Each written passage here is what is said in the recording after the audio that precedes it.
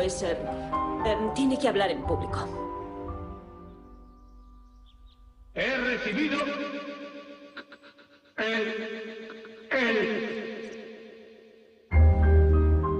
Tal vez debería cambiar de empleo. ¿Y si mi esposo fuese el rey? Mi esposo ha recurrido a todo el mundo. Introdúzcalas en su boca. Articule. No ha recurrido a mí.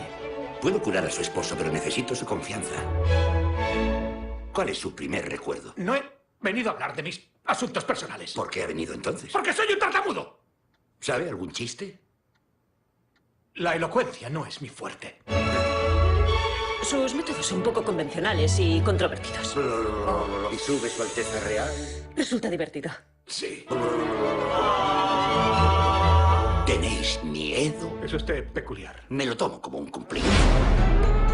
Habrá guerra contra Alemania y necesitaremos a un rey para mantenernos unidos. Teme a su propia sombra. La nación cree que cuando hablo por ella, pero no sé hablar. Puede hacerlo. No se deje dominar por el miedo. Seré como el rey loco, Jorge el tartamudo.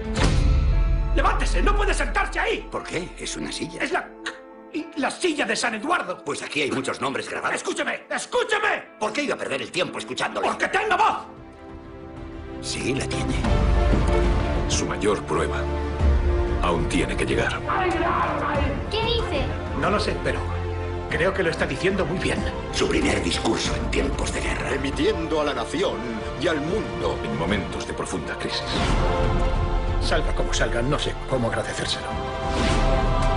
Es usted el hombre más valiente que conozco.